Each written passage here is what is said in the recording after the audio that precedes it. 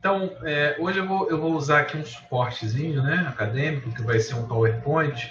A parte inicial, só mesmo para a gente dar uma contextualizada, né? A parte inicial ela não tem muita novidade, talvez para quem já atue, né, na área, assim. É meio que uma fundamentação para chegar onde eu cheguei, né, em termos de estudo, e boa parte do que eu falei na aula passada, agora eu vou tentar apresentar de uma maneira mais referencial, até mostrando, né, algumas passagens de textos, e espero que isso faça mais sentido com essas referências, né? Vocês estão vendo o PowerPoint? Não, né? Então, vamos começar falando. Essa parte aqui eu não vou perder muito tempo, mas a gente sabe, né, que o conflito pertence à realidade das sociedades, enfim, pertence à realidade da vida e inclusive tem, desde que dois seres humanos, né, estejam em algum tipo de relação, há uma grande possibilidade de seus interesses pessoais colidirem, né? Isso daí, o exemplo clássico é o exemplo do casamento, né? O casamento, você está ali todo dia, né? Toda hora, o ano inteiro com aquela pessoa, e por mais que seja um casamento bem afinado, né? O meu, por exemplo, eu considero, né? Até acho que mais por causa da minha esposa do que de mim, ela é bem flexível, assim, e não é muito de briga, mas não tem como, né? Sempre tem, né? Um conflito aqui, tem um dia que alguém tá mais de saco cheio, então vai ganhando mais intimidade, né? A gente já está casado tem 16 anos. Então, quando a gente vai ver, né? Piscou o olho, já passou muito tempo. Então, o ponto é que o conflito ele sempre vai existir. Agora, como você falou, né, Simone?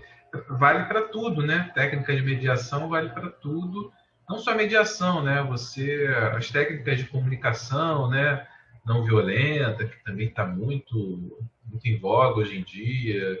Saber reagir, entender, né? E a empatia, que também é um termo, né? Muito falado. E como a gente conversou no encontro passado, falar sobre essas coisas é muito fácil, né? Falar sobre empatia, falar sobre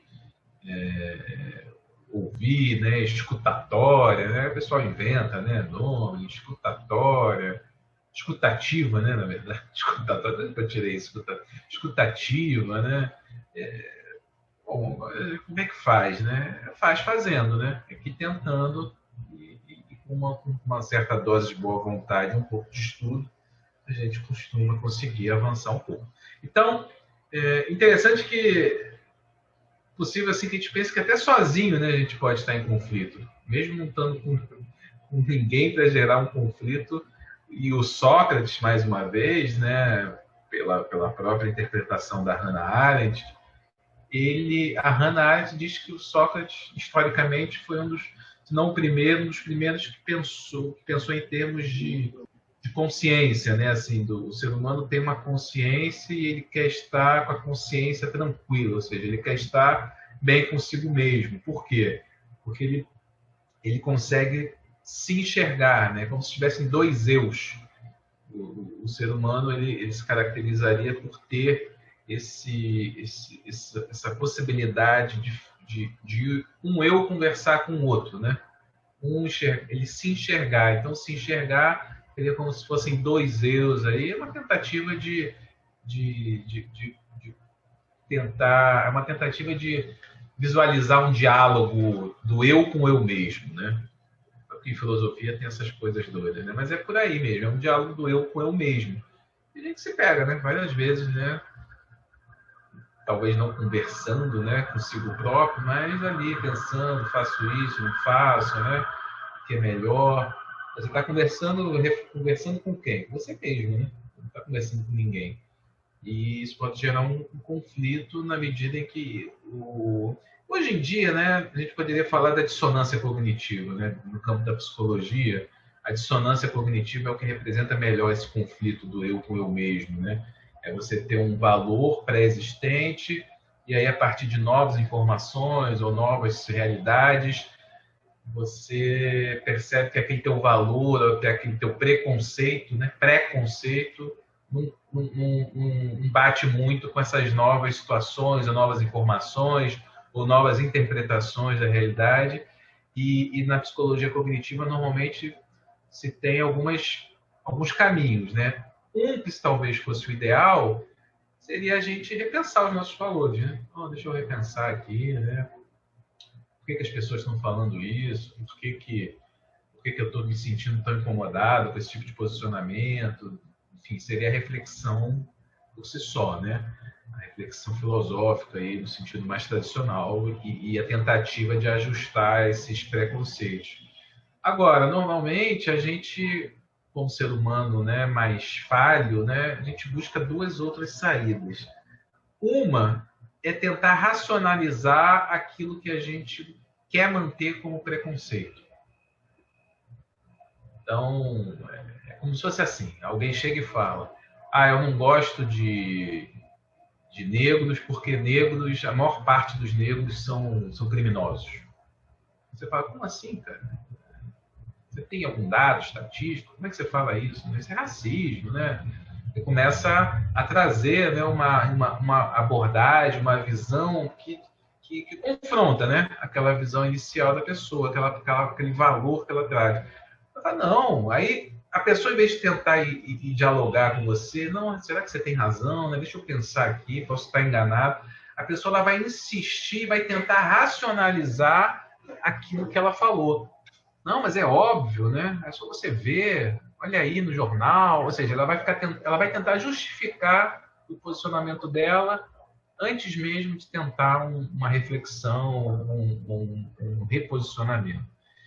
E tem um terceiro caso que é o pior de todos, no meu entender, né? É achar um culpado, né? Achar um bode expiatório, ou seja, você, sei lá, imagina que você votou num candidato na melhor das intenções e tal, depois você descobriu que o candidato não era muito bem aquilo, aí você, tudo bem, né?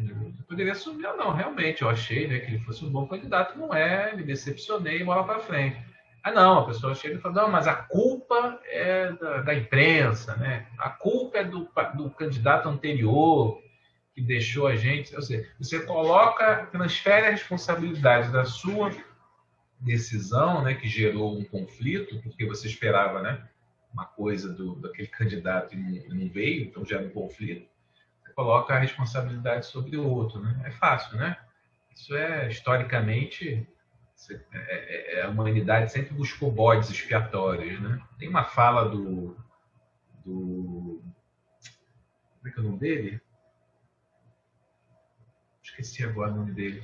Um desses grandes, a gente pode chamar, eu gosto de chamá-los de filósofos, tem gente que não gosta. Esses grandes, né, oradores atuais, o Portela, né, o Clóvis de Barros.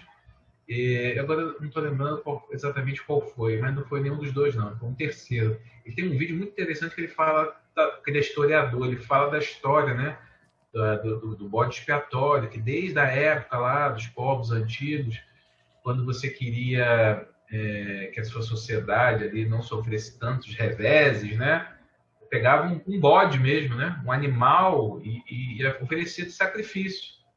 Ou seja, como se ali você expiasse todas as culpas, né, as responsabilidades daquela sociedade, daquele povo ali, e aí dali para frente as coisas melhorariam. Então tem isso, né? Colocar culpa em alguém, né? Arrumando um bode expiatório, nesse sentido. Você se livra da sua responsabilidade botando a culpa em alguém. Mas, enfim, isso aí é só para a gente ver que o conflito existe em todos os sentidos.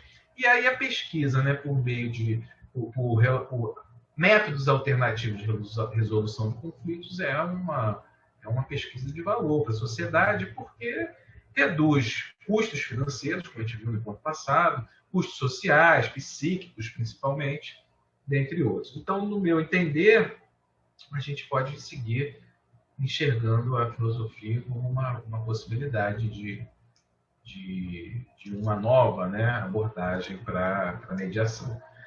Então, ainda aqui embasando a história da mediação, esse papel do mediador de conflitos, ele vem ganhando, né, muita importância no mundo todo. Agora, o referencial teórico sobre esse instituto da mediação, né, essa forma, essa maneira aí judicializada ou de alguma maneira formalizada, legalizada, é ainda muito concentrado, muito dependente, né, de saberes jurídicos e, ainda bem, né, já também com muito da área da psicologia.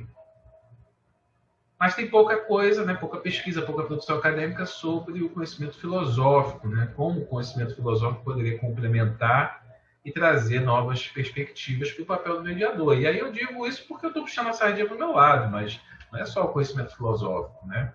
A própria sociologia, todas as ciências, né, que poderiam, a princípio, ajudar o mediador no entendimento melhor da relação, da resolução de um conflito. Hoje em dia, a própria área de finanças já deu um passo além, né, das finanças que a gente chama de finanças tradicionais. A área de finanças hoje tem uma área muito grande desenvolvida de finanças comportamentais, porque trouxe a psicologia, né, para dentro da área de finanças, mas não está parando aí não, está trazendo sociologia, está trazendo filosofia, está trazendo antropologia. Então, eu acredito muito nessa interdisciplinaridade e na busca de integração entre as ciências, que chegaram, no meu ver, numa situação de quase que incomunicabilidade, né? As ciências não se conversam, né? Então, a ideia como eu falei, tratar a dialética socrática e a sua dimensão ética, né? Ética aqui no sentido de comportamento, né? No sentido de ethos, né? De como se comportar. Ethos também tem relação com hábito. As palavras gregas, assim, às vezes têm valores, né, semânticos mais diversos que a gente imagina. Então, ethos também tem muita relação com hábito. Então, hábito, né? Hábito é o comportamento, né? É o hábito que gera o comportamento.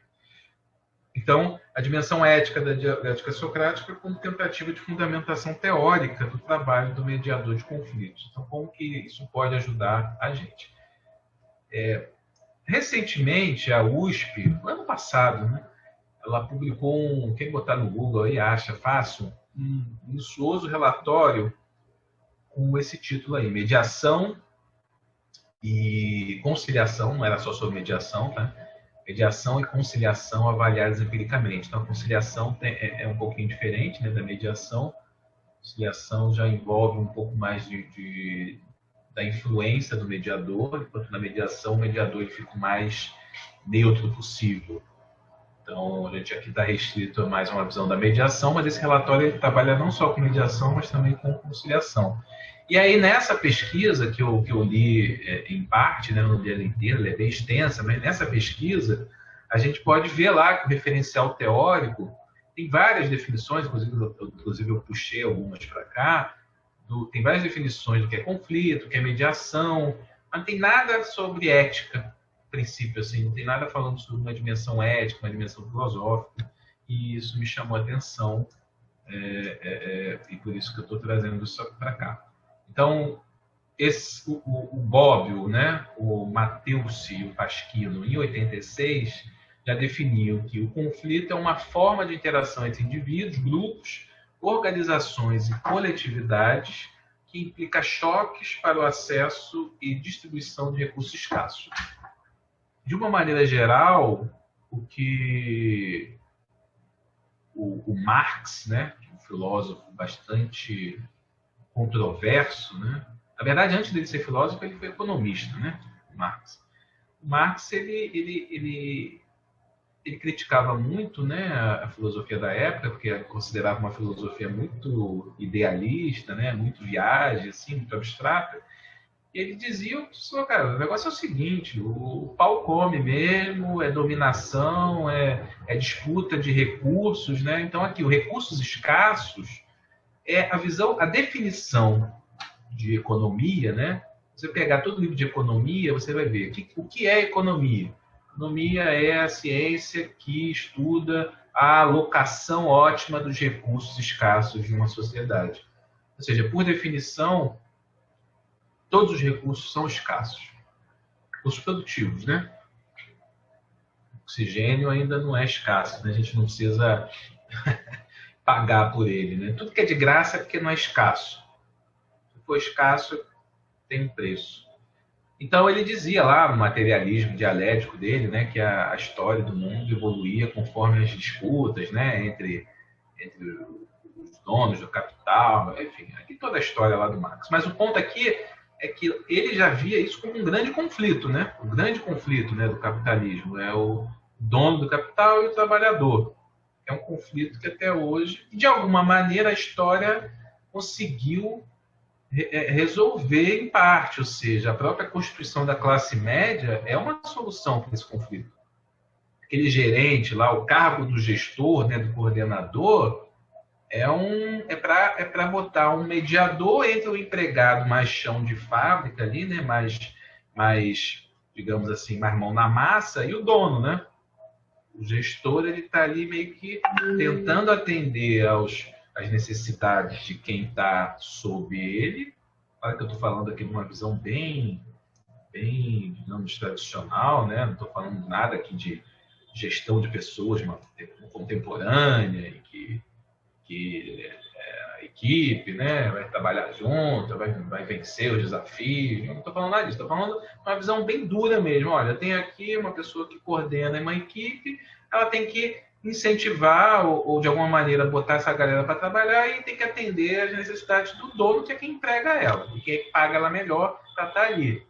Então, o conflito, ela de fato vem em boa parte do acesso à distribuição de recursos escassos.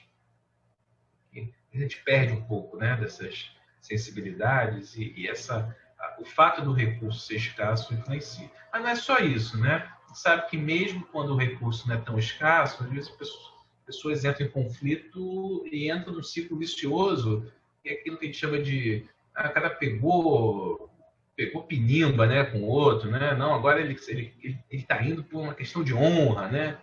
Ou seja, ele não está mais nem disputando recurso, né? É meio que uma disputa energética, né? Psíquica, assim, né?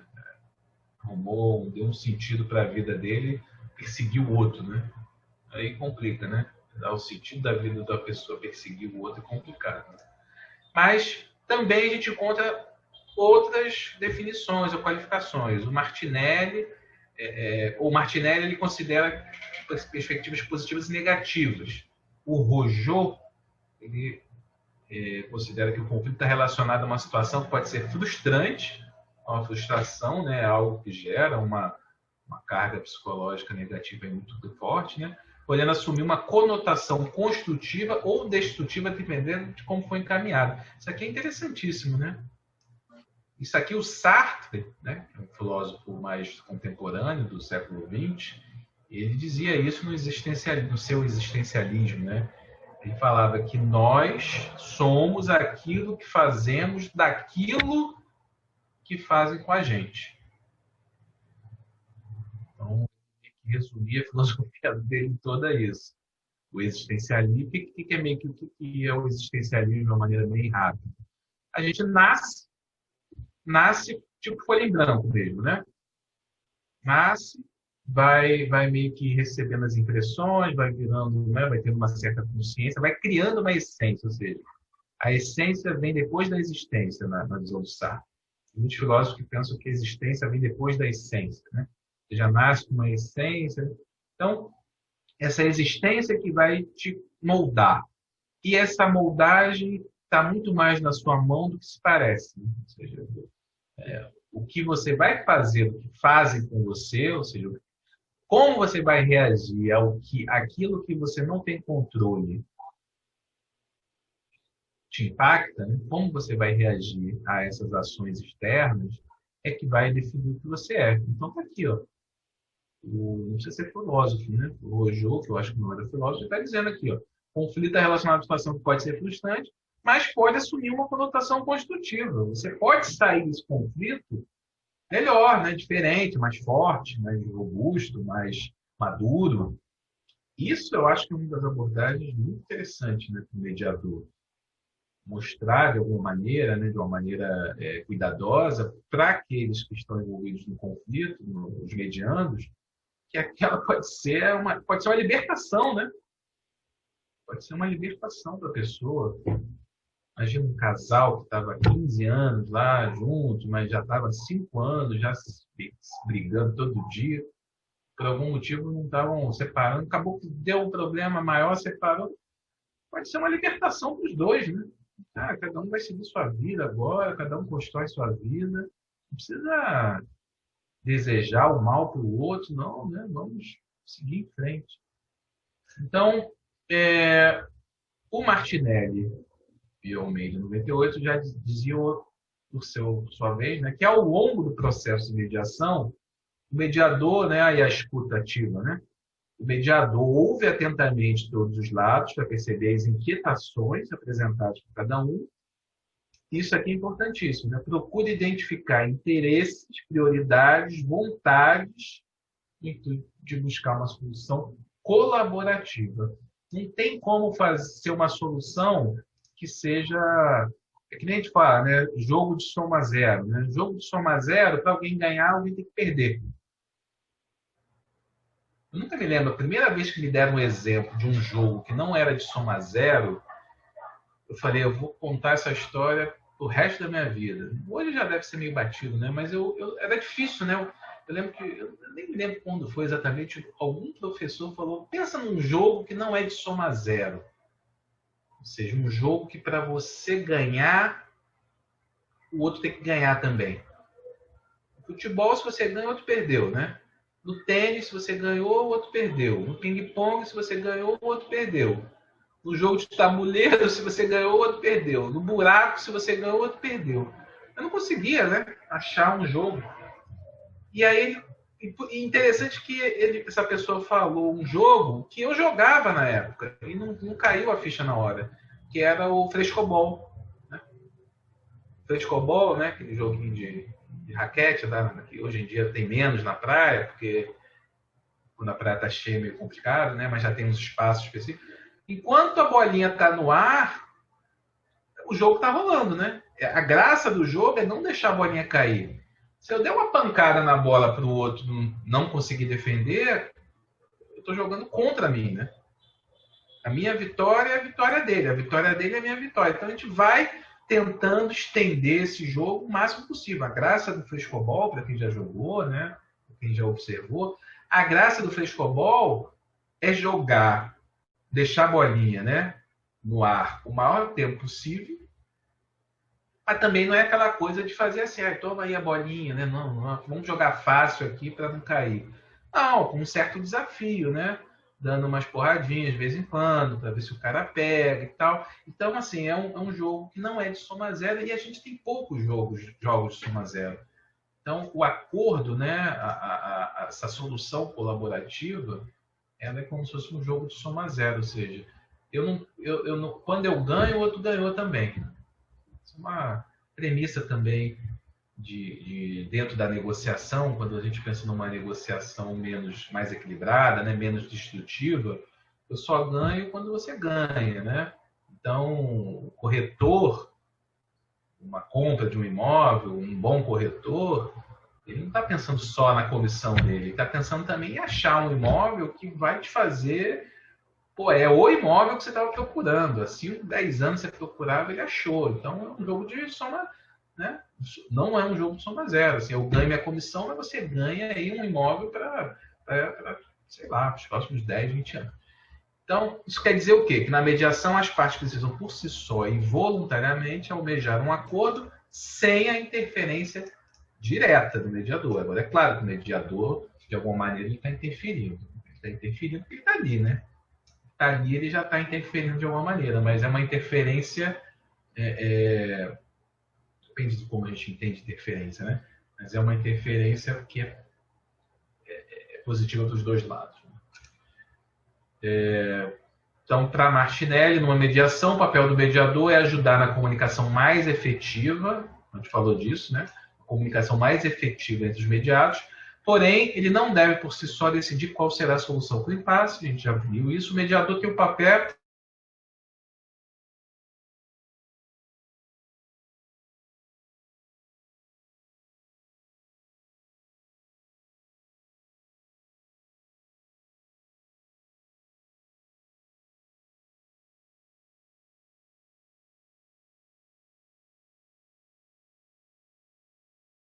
parte da do parto, né, desse acordo, no sentido em que esse acordo vai sendo construído, mas ele não ele tem que ser.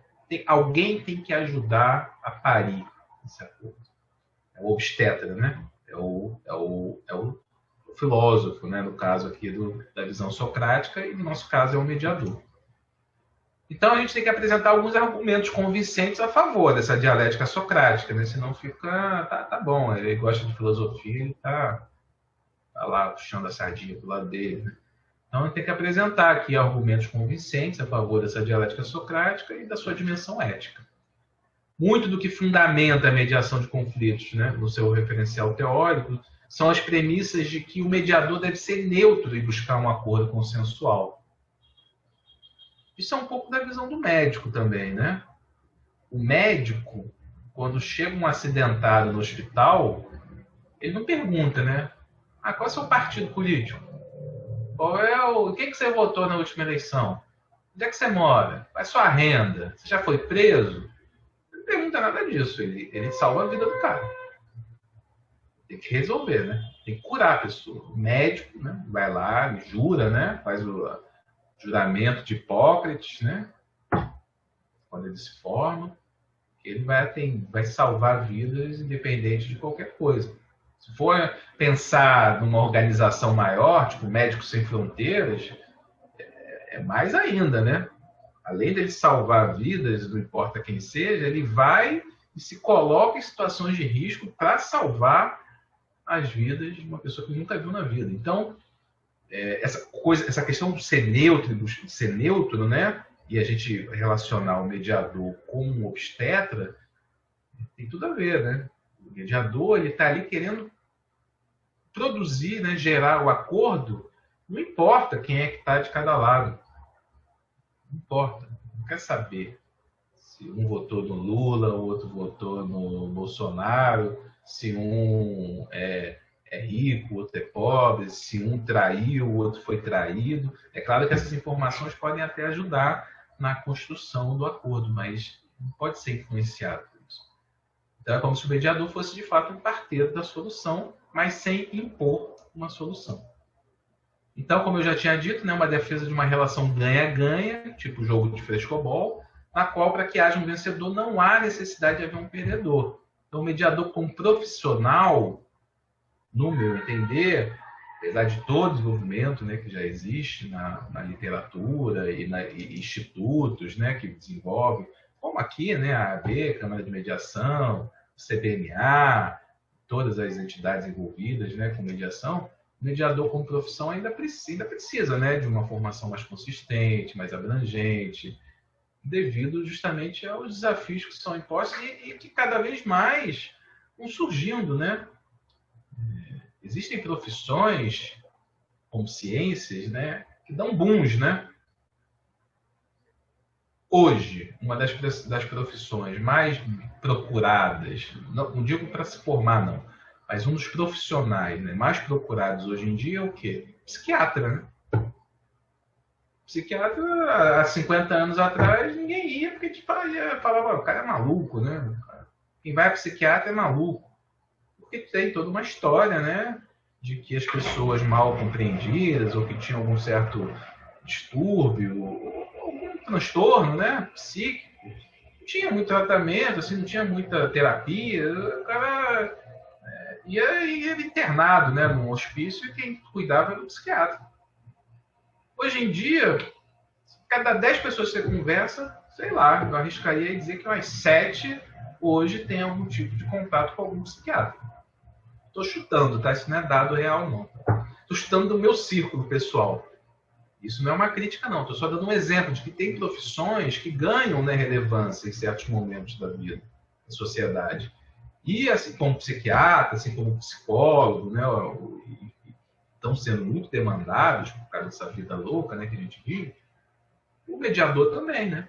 O mediador está sendo cada vez mais demandado, e na medida que você é mais demandado, surgem mais desafios, e na medida que surgem mais desafios, você precisa se preparar mais, né? Precisa abrir mais o seu leque de opções, de formas de remediar, né?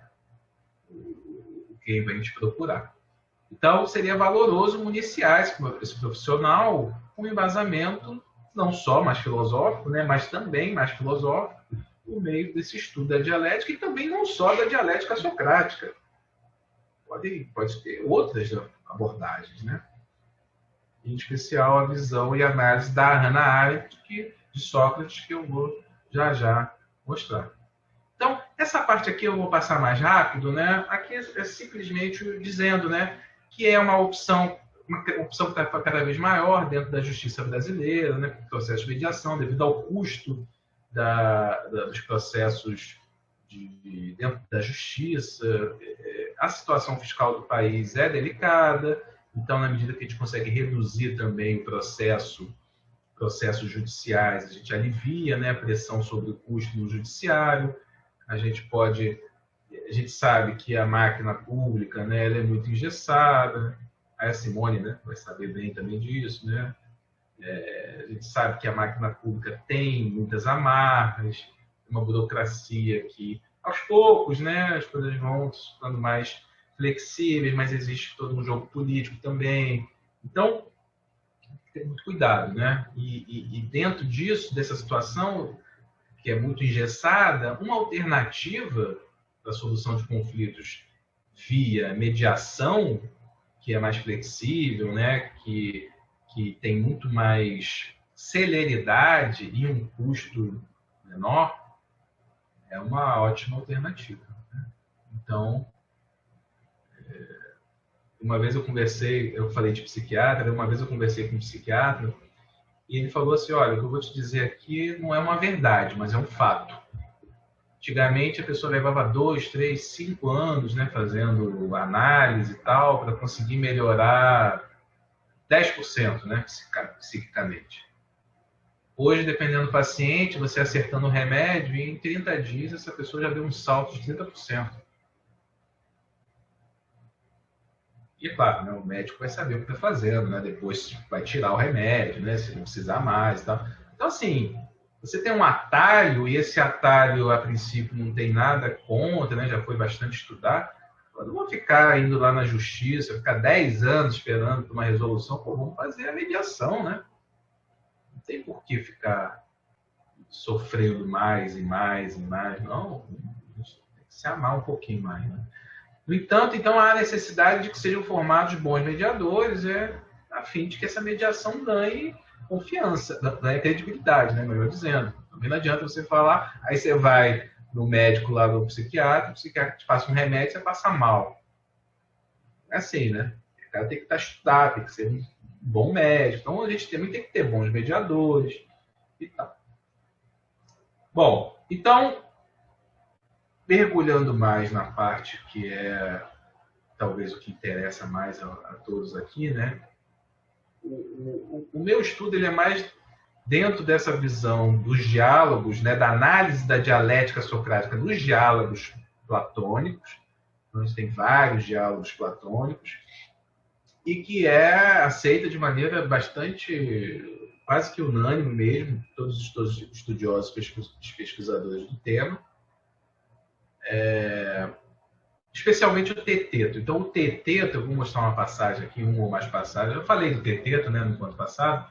Teteto era um nome, né? Esses nomes esquisitos aí são nomes gregos, né? Um nome grego antigo que era de um jovem lá que era soldado lá servia lá. Naquela época tinha guerra o ano inteiro, né? Todo mundo era soldado, né? Era lá um soldado, tá, mas ele era muito bom em matemática, então ele tinha meio que Sócrates, né? Ele já tinha ouvido falar do teteto, então ele falou, pô, teteto, vamos bater um papo aqui. Começa assim os diálogos, né? O cara se esbarra assim, tudo bem, vamos bater um papo aqui sobre, ouvi dizer, né, que você é uma grande promessa, não sei. Aí vem aquela lenga-lenga no início, aí depois engrena. E aí o teteto, eles discutem sobre o conhecimento, se o conhecimento ele existe, se o conhecimento é algo que vem da sensibilidade, se é algo que vem, se é percepção, o que é conhecimento. E o mais interessante é que no final eles não concluem nada. Então os diálogos, muitos dos diálogos platônicos, né, que envolvem Sócrates, são diálogos que a gente fala em filosofia, são diálogos aporéticos, né? Ou seja, uma aporia aporia um beco sem saída dentro de uma argumentação. Você vai chegando uma hora, não dá mais para avançar, não temos como chegar numa conclusão. Ou seja, você tem que suspender o juízo, né? A filosofia cética, a gente fala que é o momento da ataraxia, né? Você suspende o juízo e aí você pode dizer, bom, então não valeu a pena, né? Ficaram 3 horas discutindo sobre um assunto, dialogando, e aí é que o Sócrates fala, não. E a gente vai ver o que o Sócrates diz. Vou deixar aí em suspense. Então, nesse primeiro momento, eu busco, né, compreender essas peculiaridades da arte ou técnica dialética, da dialética socrática, dos diálogos suscitados, e claro que tem uma extensa literatura para isso. Então, olha, vamos prestar atenção no que o Sócrates diz depois de um monte de resenha com o Teeteto e eles não chegam à conclusão se o conhecimento ele é viável ou não, ou seja, se a gente pode alcançar o conhecimento. O Sócrates fala para o Teeteto, né? Se depois dessa experiência, no futuro, te dispuseres a tentar conceber outros pensamentos, Teeteto, e realmente os conceba, estarás grávido de melhores pensamentos do que esses por causa da presente investigação. Então ele está dizendo, Teeteto, tudo isso que a gente fez aqui não foi jogado no lixo. Você agora está mais preparado para, numa próxima oportunidade, você ter um raciocínio melhor, né? Você ter uma reflexão melhor. Questão do hábito, de novo, né? Você vai estar mais pronto para conceber. Estará grávido, né? Está grávido é o quê? Você não chegou a parir nada, mas já botou, a sementinha foi semeada. Está grávido, estará grávido de melhores pensamentos. E se permaneceres estéril, ou seja, se mesmo assim você não conseguir, né, dar vazão a um pensamento mais elaborado ou algo mais concludente, né, assim, mais conclusivo, melhor dizendo, se ainda assim acontecer isso, você se mostrará menos duro e mais afável com os teus companheiros, pois estarás munido da sabedoria de não pensar que sabes aquilo que não sabes. Ou seja, se ainda assim esse papo aqui não te gerar nenhum pensamento um pouquinho melhor, nenhuma reflexão melhor, nenhuma conclusão, com certeza, ou quase com certeza, você vai perceber, né, quando você estiver junto de outras pessoas, né, os companheiros e tal, você vai ser menos duro e mais afável com eles. Por quê? Porque você vai estar agora já com essa experiência, né, no nível dessa sabedoria, já passou por essa experiência, de não pensar que sabes aquilo que não sabes. Ou seja, você não vai querer impor nenhuma verdade sobre ninguém. Essa questão da imposição, né, é você não ser afável, né? Você querer justamente controlar o outro, né? Você querer passar por cima da opinião do outro. E aí, na medida que você vai percebendo que, no fundo, aquilo que você achava que era a verdade, né, o dogma, o correto, nem você consegue defender numa análise mais crítica, quando chega numa situação em que você tem que dialogar com alguém, você já é menos precipitado, né? Você já se precipita menos, você já é menos duro, você é mais afável com seus companheiros. E aí o Sócrates termina falando, isso e nada mais do que isso, minha arte é capaz de executar. Então, o que o Sócrates sempre defende é, eu não sei mesmo as coisas. O que ele diz é que o que ele sabe é isso, é instigar nos outros essa reflexão, esse desenvolvimento, né, do pensamento mais crítico, meditativo. E é claro que ele sabia, né? O Sócrates não era um bobo, né? Mas ele realmente gostava de se ver assim. Ele era o cara que fazia, ele era aquela a terra, né, que aduba a semente e faz a semente crescer. Você pega a semente e deixa aqui em cima da mesa, não acontece nada, né? Agora, espreme a semente com um adubo, teoricamente, você vai pensar, pô, essa semente aí tá ferrada, né? Meter-lhe adubo por cima, ela vai ficar esmagada. E aí é que ela rompe e vai embora. Então, é meio que isso, nessa visão de que o Sócrates, ele espreme, né? Ele te coloca numa situação até desconfortável, mas que você, dali, você sai melhor, ou pelo menos duro e mais afável. Então, ele diz que a arte dele é essa, é isso que ele sabe fazer. Tampouco conheço quaisquer das coisas que outros homens conhecem, os grandes inspirados homens do presente e do passado. E aí tem uma curiosidade, né? Porque a mãe do Sócrates era parteira mesmo, né? Ela era parteira das mães lá, né? De Atenas. E aí ele diz, entretanto, essa arte, tanto minha mãe quanto eu a recebemos do Deus. Falando, né? Um dom, né? Uma coisa assim que ele não sabe explicar muito bem. E aí aqui vem uma coisa mais da época, né? Ela a favor das mulheres, né? Porque ela fazia o parto das mulheres, e eu a favor dos homens jovens e de bom nascimento, e a favor de todos que exibem beleza física e moral. É um pouco da visão grega da época, né? Ainda muito machista, né? Não faz sentido falar de machismo, né? É descontextualizado, né? Os gregos eram machistas. Cara, conceito que vai sendo construído, né? Hoje, se você agir assim, você é um machista, né?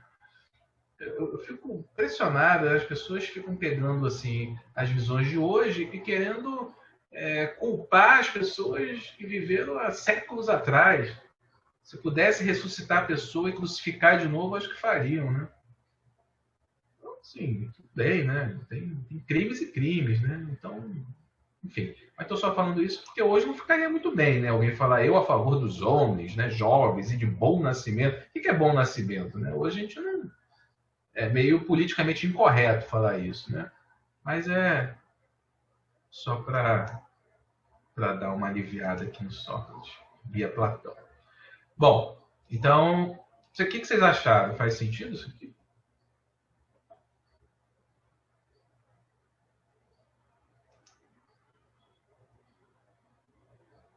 Ou está sendo muita viagem?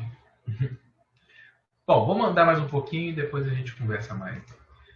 Então, a leitura e a análise da obra da Hannah Arendt, com foco, né? O que acontece? Como eu falei no encontro passado, existe mais de uma interpretação, né? Sobre como Sócrates era, os seus pensamentos e tal.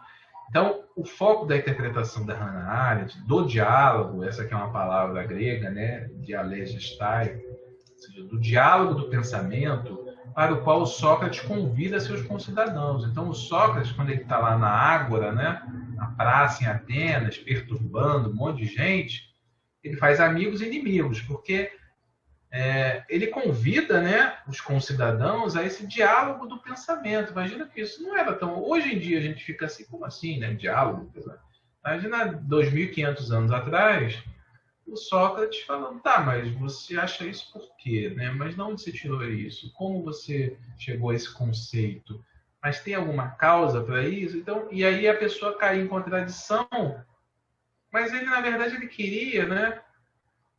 Na minha visão e na visão de alguns intérpretes, ele queria que a cidade fosse uma cidade mais justa. Tinha muito isso, né? A visão da polis, né? A visão da cidade democrática, né? A visão de que uma cidade mais justa traria felicidade, um bem, uma vida boa, né? Para todo mundo, a boa parte, né? Dos cidadãos atenienses. Lembrando que cidadão ateniense, escravo não era cidadão ateniense, né? Mas, enfim, também não era aquele escravo que a gente imagina, né? Tomando açoite, assim, vindo no porão da África para cá, né? Era normalmente escravizados de guerra, né? E aí eles pegavam para ser empregado deles. Né? Então, não existia, né? essa visão aristocrática, né? Então, o diálogo do pensamento, ele convida, e aí é que cabe uma análise inicial do texto, que foi um dos principais motivadores, aqui eu botei dessa proposta de pesquisa, na verdade, do trabalho, né? Que é esse livro aqui, eu acho muito, muito interessante, né? Quem quiser. Aliás, a Hannah Arendt tem excelentes livros, né? Tem esse que é a dignidade da política, tem a dignidade do homem, né? Tem todos os livros da Hannah Arendt que eu já li são excelentes e são, infelizmente, bastante atuais, tá? Então, embora seja mais provável, seja mais do que provável que o Sócrates tenha sido o primeiro, como eu falei, né? Primeiro a usar de forma sistemática a dialegestai, ou seja, discutir algo até o fim com alguém, isso que ele é visto como esse chato, né? Ele é tipo a criança, né? A criança, quando ela é muito nova, a gente às vezes até tolhe um pouco a curiosidade da criança, né? Eles falam, pai, por que você tem que trabalhar? Ah, porque eu tenho que fazer isso. Mas por que você tem que fazer isso? Ah, porque você tem que ir à escola. Mas por que eu tenho... A criança não tem fim, né? No porquê. É meio que o que o Sócrates fazia. Tá, mas por que você vai? Da onde? Por quê? Qual é a causa? Então, isso faz a gente refletir. Eu acho até que a gente deveria lidar melhor, né, com esse questionamento das crianças. Então, ele provavelmente não a considerou, isso aqui é importantíssimo para a gente, ele não considerou essa dialética, né, essa questão do diálogo, do dialegestai, o oposto ou mesmo a contrapartida da persuasão. Porque a persuasão é a gente querer interferir, né, influenciar. Não é jamais o que o mediador pode fazer. Mas o Sócrates ele não considera que o diálogo, né? Então, voltando aqui, né? O diálogo, o dialegestai do pensamento, não é um contrário ou uma contrapartida da persuasão. Vai existir momentos que a gente vai precisar ou vai querer persuadir alguém de alguma coisa, né? Isso é outro papo, tem outra história, tem uma etimologia aqui, aristotélica, do que é persuasão, não sei o quê. Mas o que ele está dizendo aqui é que não é necessariamente o oposto. E por não ser o oposto, ele não opôs os resultados de sua dialética à doxa, à opinião. Então ele não está dizendo, né, que a opinião não tem valor. Porque a persuasão é você persuadir alguém da sua opinião, né? E o que a Hannah está dizendo aqui é o seguinte, olha, ele não está desmerecendo a opinião. Ele não está dizendo que tem que haver uma verdade. Então, para Sócrates, né, como para os seus concidadãos, a doxa, né, essa opinião, doxa, né, a opinião em grego, a doxa era a formulação em fala daquilo que dokeimoi, ou seja, daquilo que me parece, como eu enxergo o mundo. Então, como que o mundo se apresenta para mim? Então, a doxa, na visão do Sócrates, não é uma opinião banal, assim, de... eu acredito nisso aqui. Por quê? Sei lá. Não. Era uma formulação que fazia todo sentido, não na condição de verdade, mas na condição da pessoa expor como ela enxerga aquela situação, ou conceito, ou aquele ponto de discussão, da forma como se apresentou para ela, que é o ponto da mediação, né? O mediando, quando ele está envolto a um conflito, ele muitas vezes vai mostrar, ele vai apresentar a situação do conflito da forma como esse conflito se descortinou para ele, né? É a doxa dele. Agora, essa doxa pode estar muito contaminada, né? Pode estar muito influenciada. E, no meu entender, o valor desse método é fazer com que o mediador consiga transformar essa doxa aí contaminada ou digamos assim, pouco representativa de uma verdadeira dokeimoi, ou seja, daquilo que parece, o que parece antes de aquilo me tomar como emoção ou como influência de outros, né, de outras pessoas. Então a doxa aqui é nesse sentido mais forte, né, no sentido de que eu estou dando a minha a verdade que sai, aquela história do que Jesus, né, falava, né? A gente só fala aquilo que tem no coração, né? Então A gente sabe que não é verdade, né? Porque tem gente que engana a gente, né? Quando Jesus dizia a gente só fala aquilo que tem dentro do coração, é porque ele estava falando disso aqui, ó. Quando eu falo a minha verdade. E não tem como dizer que eu estou enganando alguém. Não, eu estou falando a minha verdade na sua maior pureza. Ou seja, quando eu chego aqui e falo, eu dou esse curso aqui para vocês porque isso, além de ser prazeroso para mim, é uma maneira de eu desenvolver, né, habilidades aqui discursivas, é uma forma de eu conhecer pessoas novas, é uma maneira de abrir um campo profissional para mim. Eu estou falando o quê? A minha verdade, né? Não estou enganando ninguém aqui, eu estou falando é isso, tem mais ou menos, é isso. Então, o que o mediador precisa ouvir do mediando é isso, né? Assim, qual é o que está te incomodando e como você enxergou aquilo que aconteceu. Porque ele vai ouvir de um, vai ouvir de outro.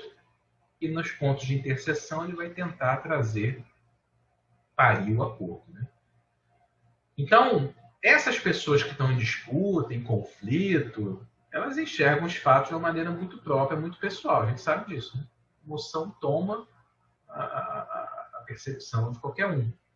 A grande dificuldade de se chegar a um consenso, a um acordo, dá-se por justamente o quê? Pela constatação de que os medianos enxergam o mundo de uma maneira muito particular, ou seja, podemos assumir que o mundo se abre de modo diferente para cada homem. Isso aqui é uma frase da Hannah Arendt. Então, o mundo se abre de modo diferente para cada homem é uma premissa que tem como conclusão o quê? A gente precisa dialogar, né? Eu preciso ouvir como você enxergou o problema, eu preciso falar como eu enxerguei o problema para a gente tentar chegar a um acordo. Outro dia eu falei alguma coisa aqui na mesa de jantar, estava eu, minha sogra e minha esposa, coisa assim que para mim era tranquilo, né? Uma hora depois, minha esposa, né, Raquel, poxa, eu queria falar com você depois, conversar, mas o que foi? Tal, achando que era alguma coisa. Não, eu não gostei muito do jeito que você falou aquilo. Eu nunca imaginar que aquilo tinha incomodado ela de alguma maneira. Então, se ela não fala para mim, né, se ela não vem e conversa comigo, eu ia fazer de novo, ia fazer de novo, ia fazer de novo. Então, o mundo, para mim, se abriu de uma maneira diferente de como se abriu para ela naquele momento. Então, a gente precisa, né, desse constante diálogo. Então, assim, né, aí o ponto aqui é que, claro, tem casos de fantasia subjetiva e arbitrariedade. A pessoa, não, acabou com a minha vida, né? O sujeito tem que ser condenado ao fogo eterno, né? Ou seja, ou não, ele sempre foi assim, desde o início. E não foi sempre assim, né? Tem uns 6 meses que a pessoa mudou de comportamento. Então, assim, tem casos de fantasia subjetiva porque desconecta um pouco da realidade, a arbitrariedade, assim como crença em algo de absoluto e válido para todos. Ou seja, se acreditar que todo casamento vai dar certo. Você acreditar que todo mundo que nasce vai viver até 70, 80, 90 anos. Você acreditar, ou seja, você ter crenças em algos, né, algos de absoluto aí, que é válido para todos, acreditar que todo homem, se quiser namorar com alguém, tem que namorar com uma mulher. Toda mulher, se quiser namorar com alguém, tem que namorar com um homem. Mas quem disse isso? De onde, senhor? Que isso é válido para todos, por quê? Sei que esse é um assunto sensível, né? Tem gente que não gosta. Mas estou dando um exemplo bem claro mesmo assim. Não é. Tanto não é que tem gente que não é assim, né? Não faz. Então, na grande maioria das vezes, a gente pode se considerar que a doxa de cada mediando, na prática, compreende o mundo na forma específica que ele se abre para cada pessoa, conforme a posição que ele ocupa nele. Então isso é importante também, conforme a posição que ocupa nele, porque se eu ocupo uma posição de patriarca, né, da família, eu vou enxergar certas situações de uma maneira. Se eu assumo uma posição de coparticipação nos afazeres do lar, né, eu assumo uma outra visão de mundo. Se eu assumo uma posição de submissão no relacionamento, eu vou enxergar de uma outra maneira. Então, a posição que eu ocupo no mundo, né, acaba fazendo com que a compreensão do mundo seja muito específica. No entanto, né, conforme fala a Hannah Arendt, e aqui já meio que caminhando para a conclusão, né,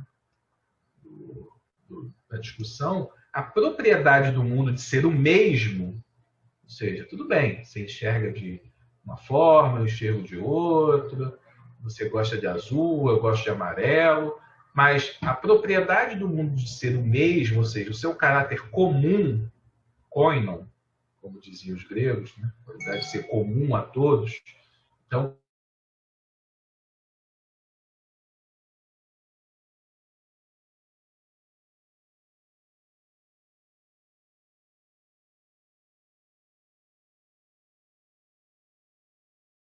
objetividade é isso, né? Isso aqui é um copo, né? Está definido. Não, mas não tem mais. Isso é um copo e acabou. Então, ou seja, não estou dizendo que é assim, não. Estou só falando como é a visão da objetividade. Já a objetividade, né, como a gente, o ponto de vista subjetivo, a gente separa, né, sujeito, objeto. Aliás, a própria língua, né, a gente separa, né? Sujeito, quem é o sujeito da oração, né? Qual é o objeto da oração? Isso já vem como conclusão, como desdobramento dessa visão moderna, né? Que na filosofia a gente fala que começa no século XVII com Descartes, com Bacon.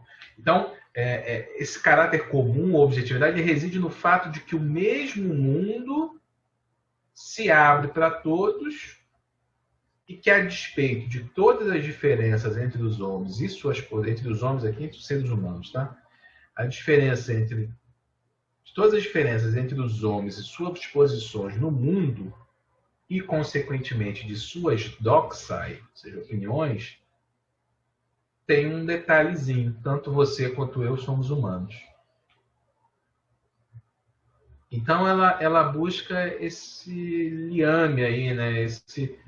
Ok, somos diferentes, né? Ok, temos posições diferentes no mundo, posição econômica, social, política, tudo, mas somos humanos. Né? Disso não tem como discutir.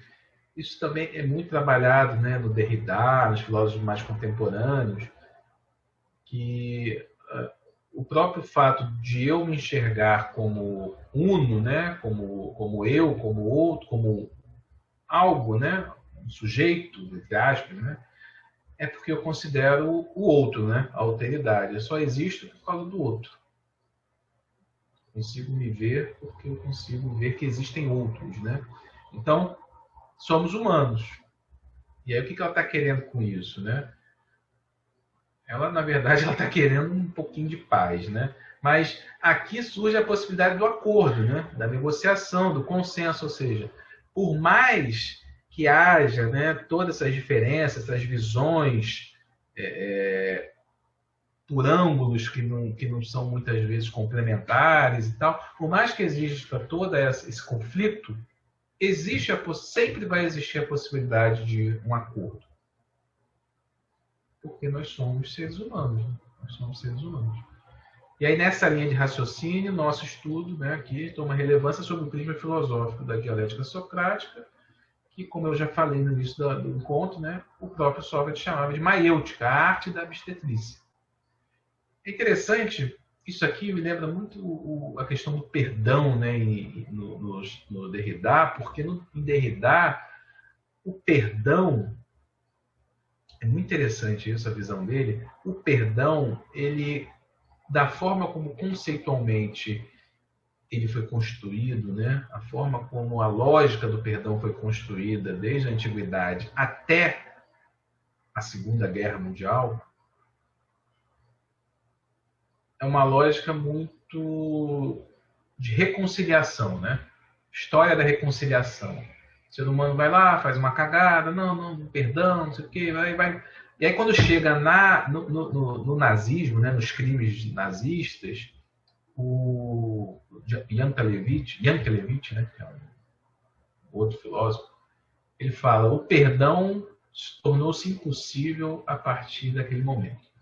Porque ele dizia que não havia nenhuma pena, né, que fosse suficiente para restabelecer o estado de reconciliação, né?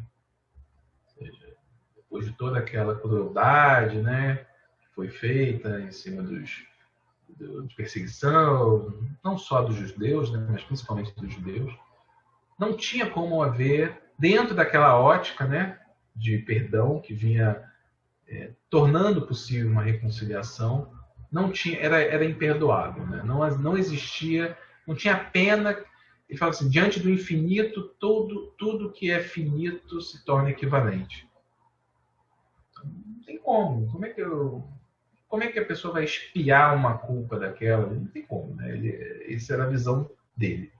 E o Derrida, como filósofo, né, mais contemporâneo, ele dizia o seguinte: na verdade, o perdão, como deveria ser, né? Talvez o perdão como Jesus, né, dizia. Vocês já viram que eu gosto de Jesus, né?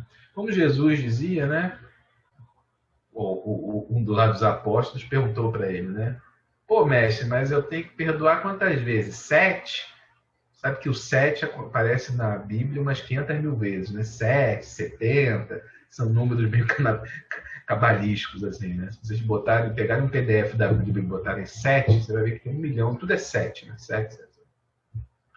Aí o cara pergunta, né? Não me lembro qual foi o apóstolo. Mas ele estava perguntando, ele estava nessa ótica, né?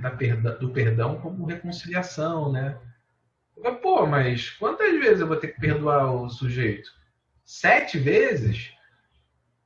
Aí o Jesus vai dar um tapa na cara, né? Não, 70 vezes 7, né?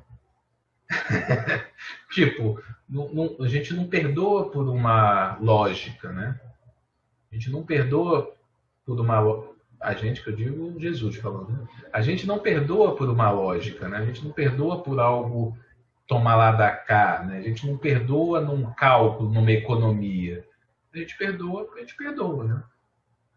Vem do âmbito do impossível. Aí o Derrida, ele traz isso, ele fala, não, o perdão, do jeito que foi construído ao longo da história das sociedades, é um cálculo, né? É uma economia. Você, tá bom, paga isso aqui, eu te perdoo, né? Não, cumpre lá uma penazinha, a sociedade perdoa. Ou seja, é um tomar lá da cá. E aí chega uma hora que não dá. Os caras... na verdade, eu acho que demoraram, né? Ele demorou para pensar nisso, porque para mim, no lançamento da bomba atômica em Nagasaki, se bem que isso foi na mesma época, né? Mas imagina a bomba atômica em Hiroshima e Nagasaki. Como é que você faz uma reparação daquilo? Não tem como fazer reparação, né? E aí ele diz, né, o Yankelevich, na verdade não o Yankelevich, o próprio Derrida fala que a partir dali o perdão ele não é mais o perdão como vinha acontecendo, como história da reconciliação, né? Ele passa a ser um grande luto, né? O que é o luto, né? O luto é uma tentativa da gente esquecer, né? Minha cachorrinha faleceu tem umas 3 semanas, era como se fosse uma filha para mim, assim. Fiquei uma semana aí, falava nela, tipo, eu cheguei a chorar dando uma aula aqui. Eu falei nela e não aguentei. Agora já estou melhor. O luto, ele vai te, né? Vai esquecendo, né? Mas ele vai te anestesiando, né? Você tem que continuar a viver, né? Continuar a viver. Então, o Derrida diz que o perdão, da forma que era feito antigamente, né? Como era feito antigamente, né? Da forma, nessa lógica, né? De ele encerrou a sua história nos crimes nazistas. Dali para frente, se tiver que falar em perdão, é só no âmbito do impossível. Ou seja, o que é no âmbito do impossível? É no âmbito no meu humilde entender, é no âmbito de Jesus, né? Você perdoa porque você perdoa, cara. Mas tem que perdoar mesmo, né? Porque senão não é perdão, é luto, né? Você vai ficar fingindo, né? Vai tentar continuar a sua vida, porque você tem que continuar a viver, né? E aí como é que você faz? Aí você vai falar, mas pô, é fácil falar, assim, eu estou falando isso desde o início, né? Falar é fácil, o negócio difícil é fazer, né? Então, estou falando tudo isso por quê? Porque na medida em que a gente tem essa possibilidade de acordo, negociação do consenso, está falando que todos nós somos seres humanos. E aí também a história do perdão não é passar a mão na cabeça, né? Fez cagada, vai cumprir, né? Vai ter. Mas você, como pessoa, para seguir a sua vida, você tem que perdoar, né? E no sentido de perdoar, não precisa ser exatamente nesses termos, né? Porque eu estou trazendo uma terminologia que é muito específica dentro da ótica do Derrida e tal. Mas nesse sentido de perdoar, é o quê? É você estar predisposto a fazer um acordo. Então, o mediador ele tem que tentar alcançar esse ponto, né? Junto ao mediano. Tem que tocar essa centelha aí, né? Quase que divina de mostrar que o caminho dali para frente vai ser outro, mas que, como eu falei, pode ser uma libertação, né? Pode ser um caminho novo, super, muito melhor, né? Enfim. Então, nessa linha de raciocínio, nós temos uma relevância sobre o que já falei. Então, como a Arendt nos lembra, essa dialética não gera verdade a partir da destruição da doxa. Então, isso é importantíssimo. Não é que o Sócrates está interessado em destruir a opinião, né, para chegar numa verdade. Então, a dialética lá junto ao mediando não é para chegar numa verdade. Ah, descobri a verdade, então a verdade foi essa, nem você estava certo, nem o outro. Então, ai, vocês dois aí, agora vamos fazer um acordo, quem manda sou eu aqui, vou fazer um acordo aqui para resolver esse problema. Não é isso, né? A gente não está tratando ninguém como criança. A gente não quer chegar numa verdade. A gente quer isso aqui, ó. Revelar que eles revelem a doxa em sua própria verdade. Ó, tá bom. O que você fez, né? Como você contribuiu para chegar nesse estado de coisas? Você contribuiu, não contribuiu?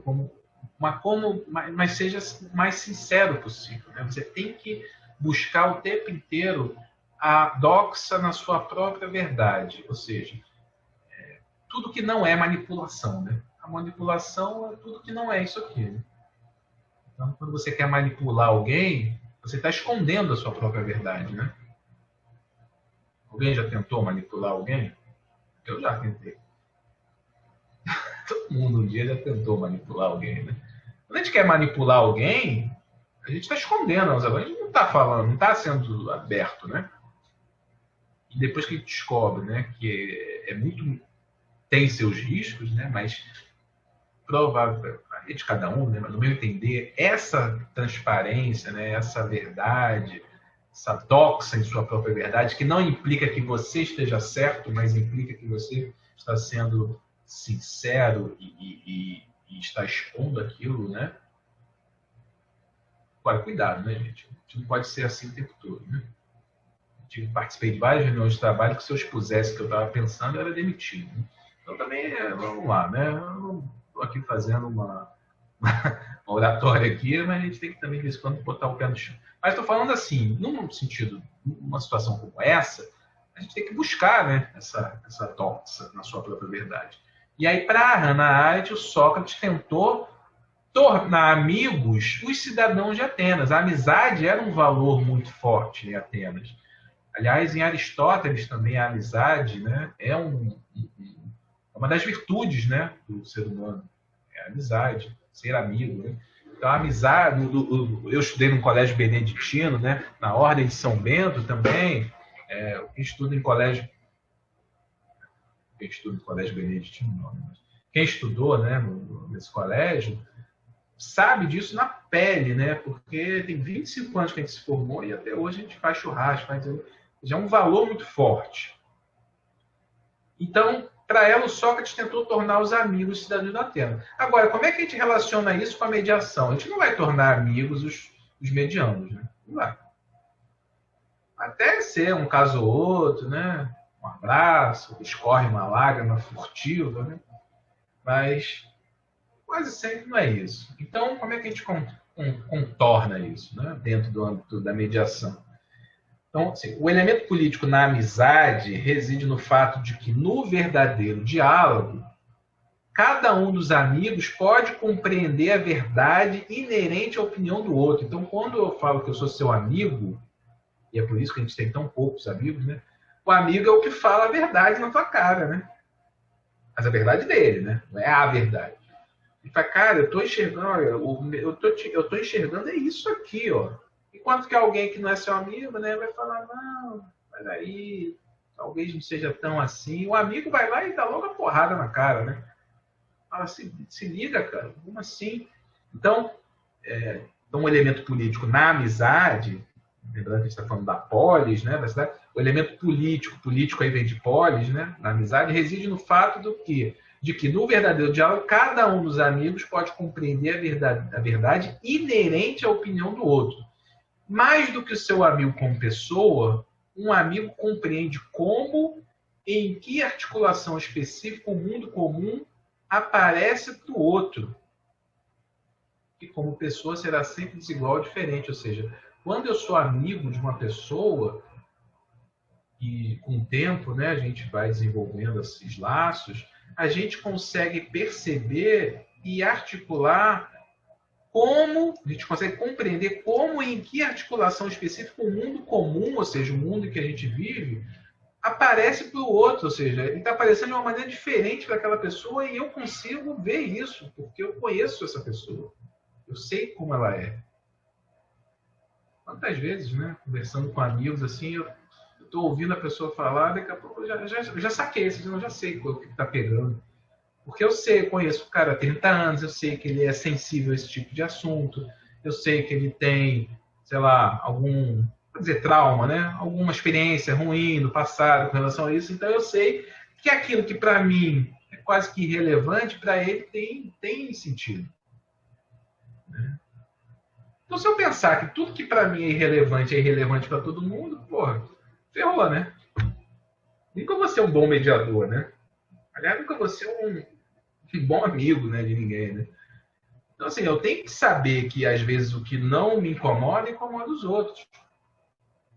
E esse olhar do mediador é um olhar de águia mesmo, né? Porque ele tem que perceber ali o porquê, né, que aquele mediando está sofrendo tanto com aquela situação, enquanto que o outro, de repente, não está nem aí, né? E aí, esse tipo de compreensão em que se vê o mundo, como se diz hoje, né? Enxerga o mundo, eu vejo o mundo assim, e que se vê o mundo do ponto de vista do outro, é o tipo de insight político por excelência. O que é isso aqui? Esse tipo de compreensão em que se vê o mundo do ponto de vista do outro. Eu falei essa palavrinha hoje, né? Empatia, né? Então é isso que eu digo, as palavras surgem, não sei o quê, já está há 10 mil anos aí, né? O negócio é fazer, né? Como é que faz?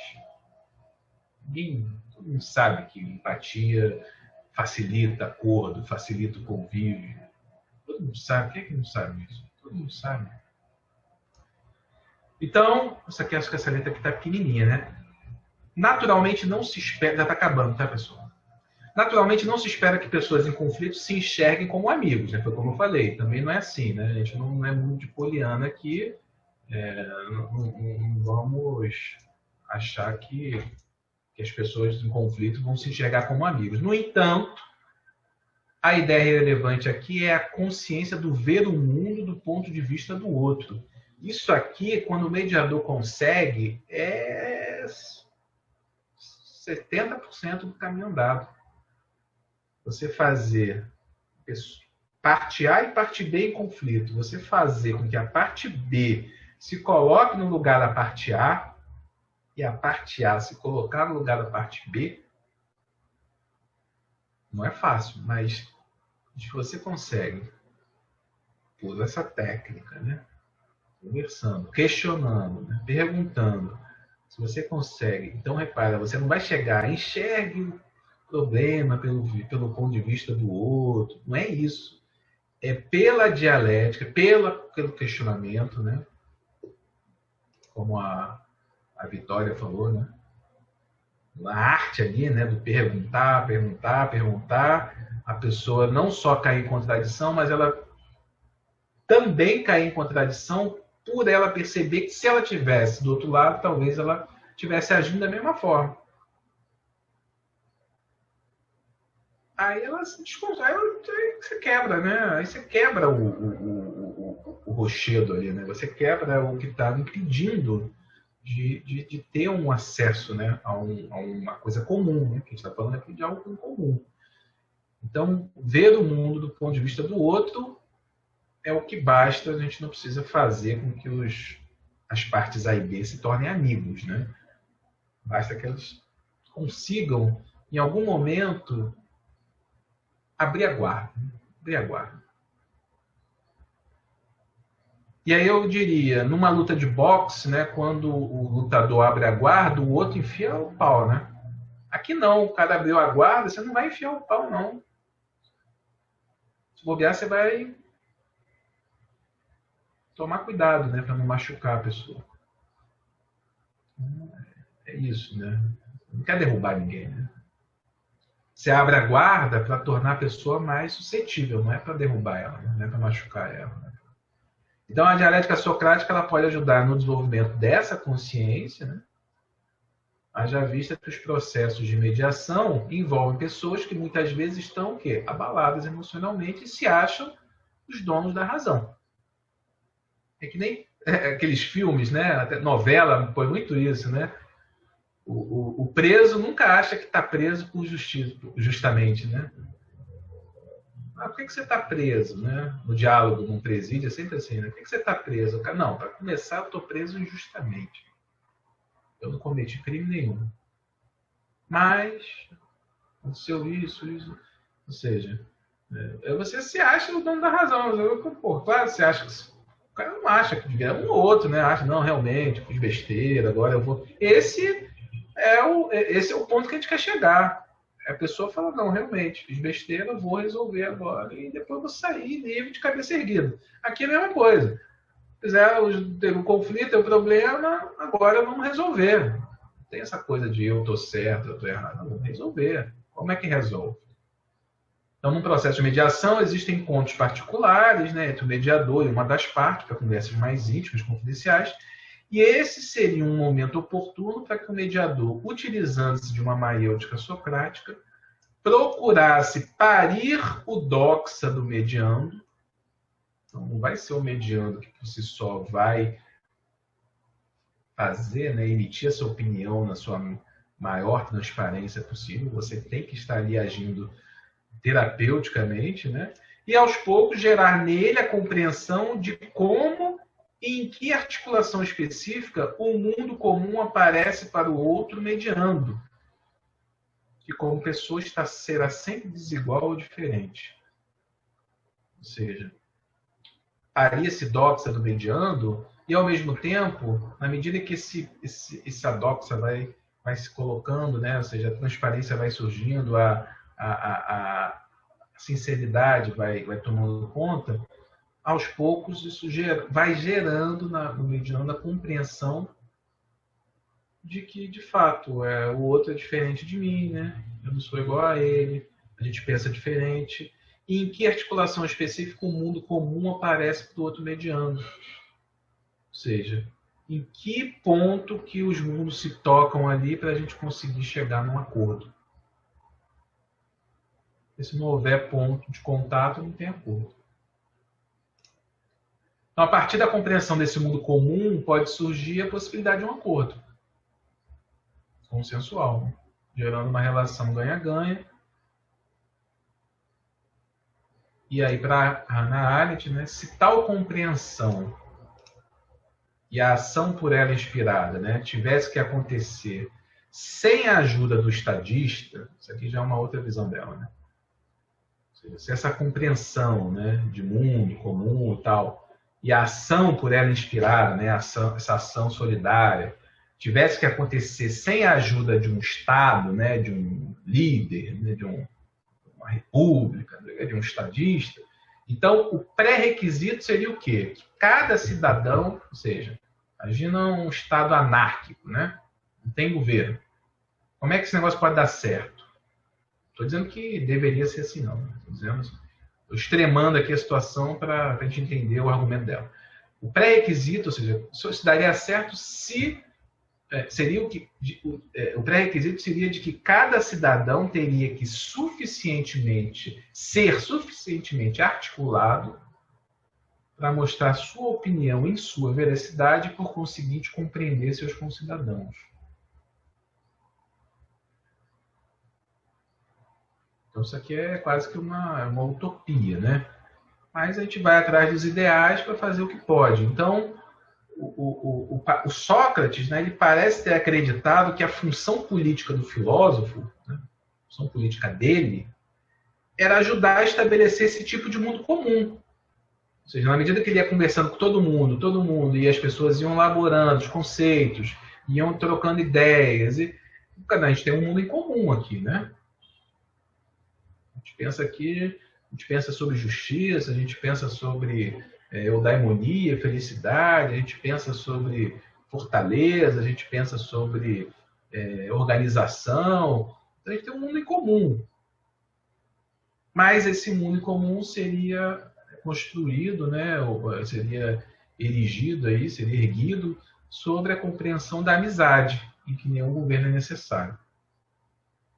Palavras da Hannah Arendt, tá? Sou eu que estou falando, não. Então, é claro que ela provavelmente não pensava que vamos acabar com os governos, não é isso. Está dizendo que o Sócrates ele tinha essa visão de que ele era importante para a cidade, tanto que quando ele morreu, lembra que eu contei a historinha aqui, ele falou, não, vocês é que estão ferrados sem mim aqui, né? O problema é de vocês que estão querendo me matar. Ou seja, ele tinha uma consciência, ou ele acreditava muito que ele tinha um valor para a cidade, né? Ele transformava a cidade mais coesa, né? Ele buscava que a cidade fosse mais coesa, fosse menos desigual, tivesse um mundo em comum, né? Mais claro. E o mediador ele tem que fazer isso, né? Ele tem que fazer esse papel do Sócrates, ele tem que trazer esses mediandos dessa distância infinita que começa o processo para uma distância que um consegue enxergar o outro. Então a hipótese aqui é de que a função política do mediador de conflitos seja a mesma que aquela que Sócrates acreditava ser a do filósofo, ou seja, ajudar a estabelecer um mundo comum, os pontos de interseção, né, entre os medianos, construído não sobre a compreensão da amizade, né, como a gente falou, não é porque eles vão virar amigos, né, nem eram, mas sobre a compreensão de que somos seres racionais e que podemos negociar situações de conflito e chegar a um acordo sem a necessidade de um árbitro ou juiz, ou seja, sem a necessidade, desse cara aqui, né, de estadista, né? Sem a necessidade do governo. Cara, a gente é grandinho o suficiente, né, para sentar aqui e fechar um acordo. Não precisa que alguém decida pela gente, né? E o mediador vai ajudar a gente aqui a parir esse acordo. Quero ser seu amigo. Quero seguir minha vida em frente. Vamos para frente. Como é que faz? Eu abro aqui um pouquinho, você abre um pouquinho, a gente vai, eu concedo aqui, você concede aí. Fechou. Acabou. Boa sorte. Passa bem. Segue a vida, né? Segue a vida. Então, por fim, é importante destacar a questão da verdade absoluta nessa interpretação arendtiana. Para ela, para Hannah Arendt, né, na Dignidade da Política, A verdade absoluta, que seria a mesma para todos os homens, se a verdade absoluta é a mesma, né, para todos os homens. Então, a verdade absoluta, que seria a mesma para todos os homens, e, portanto, não se relacionaria com a existência de cada homem, não importa, né, a sua existência, a verdade está dada, né? Dela sendo independente, ou seja, então, a verdade absoluta independe da existência de cada um. Então, essa verdade absoluta não pode existir para os mortais. O importante para os mortais é tornar a doxa verdadeira. É ver em cada doxa a verdade. Né? Falar de tal maneira que a verdade da opinião de um homem revele-se para si ou para os outros. Isso aqui, quando eu leio, eu quase choro. Porque é uma coisa que eu acredito, né? Importante para os mortais é tornar a doxa verdadeira. É ver em cada doxa, que é doxa a opinião, né? A forma que se enxerga o mundo, é ver em cada doxa a verdade, né? De novo, né? Jesus, eu sou a verdade. Né? O cara era tão inteiro que ele é a verdade. Importante para os mortais é tornar a doxa verdadeira e ver em cada doxa a verdade. E falar de tal maneira que a verdade da opinião de um homem revele-se para si e para os outros. Ou seja, eu não estou só querendo te convencer de nada, não. E quando eu falo aquilo que é para mim e que vai ser para você. Porque se é para mim, é para você.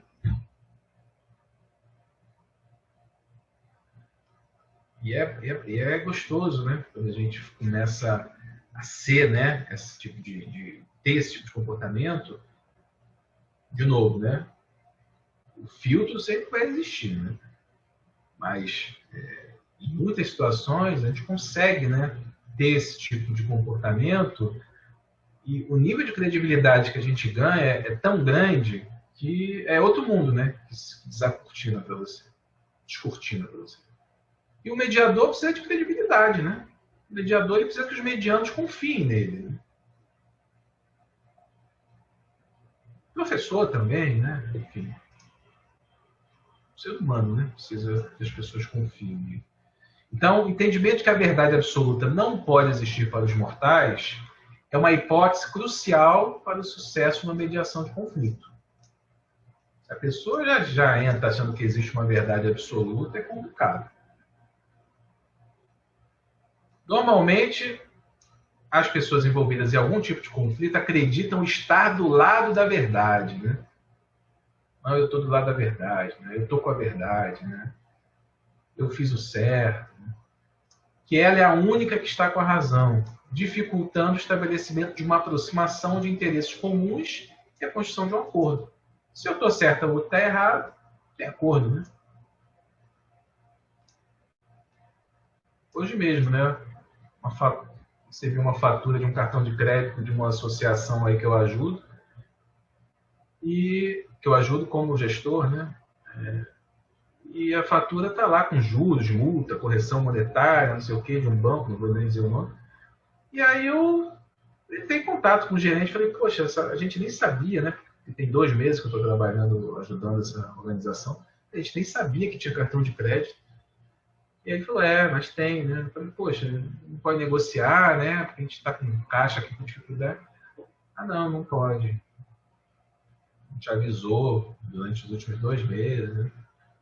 Aí, na minha cabeça, o que eu já pensei logo? Pô, eu tô certo e ele tá errado, né? Mas ele também tem a certeza dele lá. Na cabeça dele, o banco avisou, mandou mensagem de texto, não sei o quê. A gente ainda não chegou num acordo. Estamos em processo de negociação. Não tem nenhuma mediação, mas na hora eu pensei assim, cara, não posso achar que eu tô certo e ele tá errado, né? Não pode. O entendimento de que a verdade absoluta não pode existir é crucial para o sucesso, não só da mediação de conflito, né, de qualquer negociação. Então, compreender que o mundo se abre de maneira única para cada ser humano é o que vai tornar essa relação entre medianos mais flexível. No entanto, para que um mínimo de confiança seja restabelecido entre as partes, como eu falei, né, não querem olhar para a cara do outro. Né? Então, para que um mínimo de confiança seja restabelecido, é indispensável que cada um fale de tal maneira que a verdade da sua opinião seja revelada para si e para a outra parte. Aqui é que está toda o impossível lá do Derrida, né? Ou seja, eu não confio no outro, como é que eu vou falar a minha verdade? Como é que eu vou ser sincero, né? Então, aqui é que está todo o desafio, é fazer com que os medianos, né, eles, naquele momento de resguardo ali, entre mais sigiloso, entre o mediador e o mediano, ali ele se sente com confiança, né? Ali ele se sente à vontade de abrir a verdade da sua opinião, ainda que seja relevada só para ela e para o mediador. Ou seja, não necessariamente ele precisa revelar para o outro, para outra parte do conflito, mas se ela revela para si, ou seja, se ela revela para ela e para o mediador, e a outra parte faz a mesma coisa, a gente está num caminho frutífero.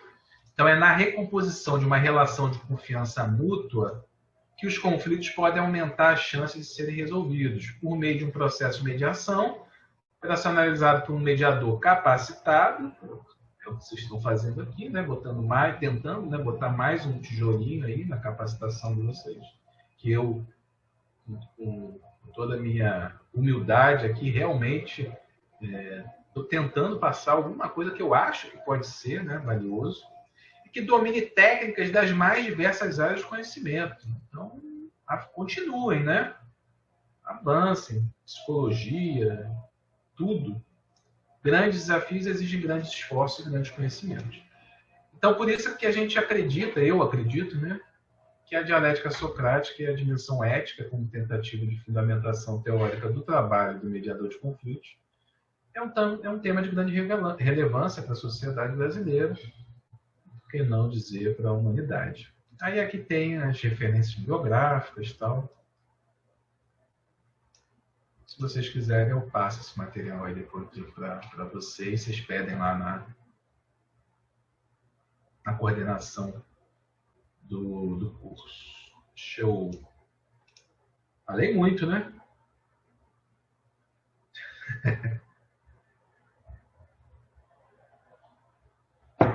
Então, o que vocês acharam?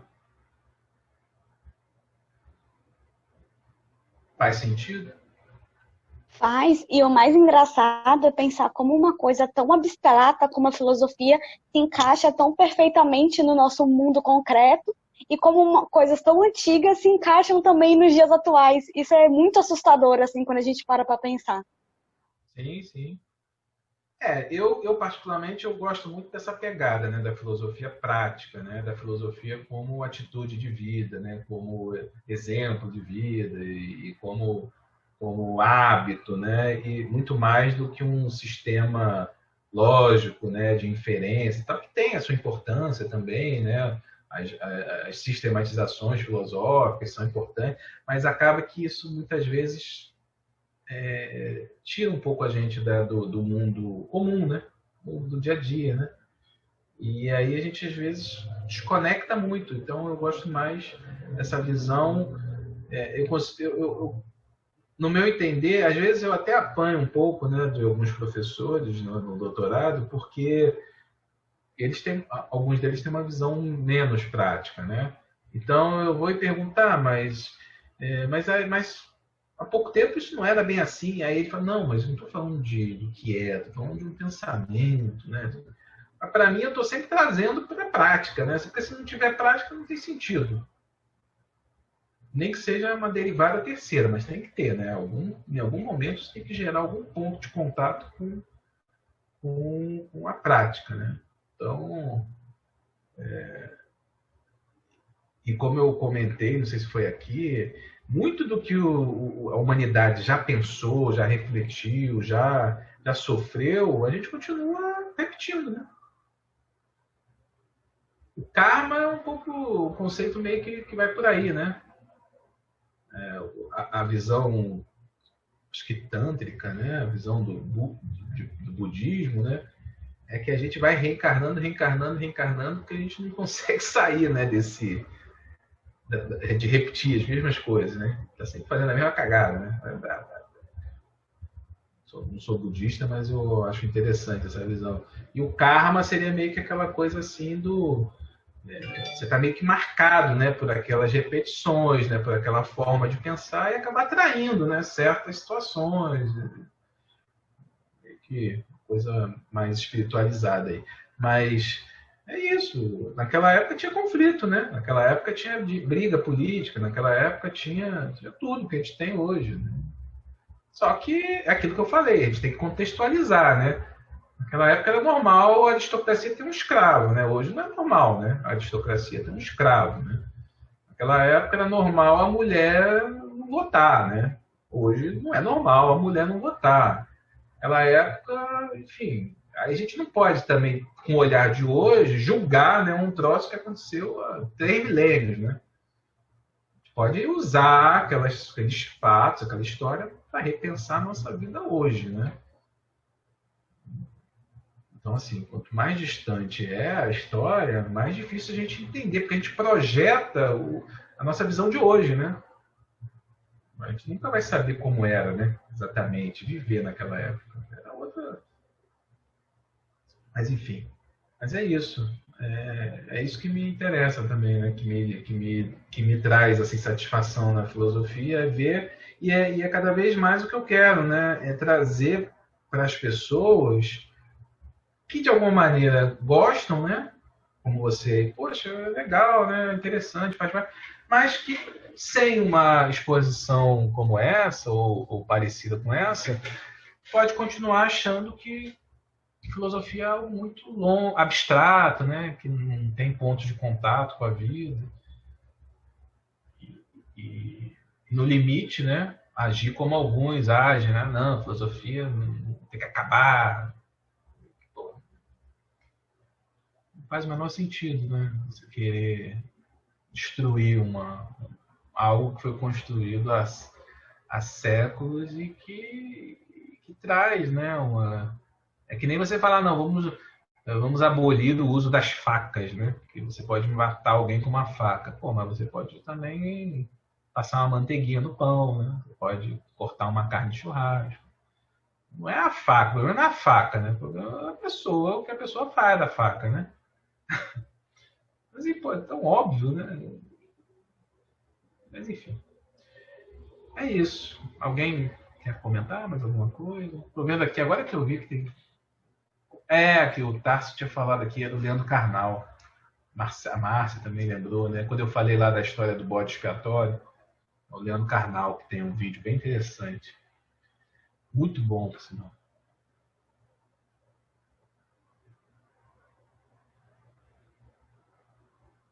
Ok, pessoal? Então, espero que vocês tenham gostado, né? Porque tomei o tempo de vocês aí. E, como eu falei, né? Para mim, de fato um prazer. Não seria tão prazeroso se eu estivesse falando aqui de, sei lá, de algo que eu ganho para fazer. Tá? E tem isso na vida também, né? A gente faz coisa, a gente é remunerado, né? Por algo que você nem é assim, então. Você gosta, mas não gosta tanto. E tem coisas que você faz de graça porque você gosta muito, né? Gosta tanto que você faz de graça, né? Quando eu comecei a dar aula, que eu digo assim, comecei mesmo, né? Não tinha nenhum. Porque como é que eu vou começar a dar aula? Ninguém vai querer me contratar, né? Mas eu queria tanto dar aula, eu falei, pô, vou dar aula então para vestibular comunitário, né? E lá eles vão gostar de mim, né? É de graça, né? E pô, não é todo mundo que tem saco para ir lá. Então eu comecei dando aula em pré-vestibular comunitário. Assim, claro, de lá para cá, muita coisa mudou, mas quando você gosta de alguma coisa, você tem que fazer, né? Tem que arrumar um tempinho para fazer, né? Se for remunerado, melhor ainda, né?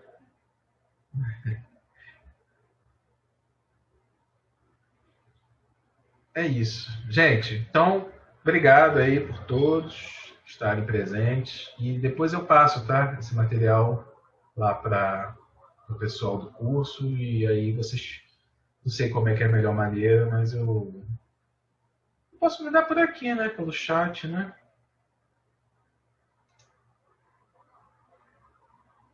Vou mandar aqui pelo chat. E aí quem não conseguir,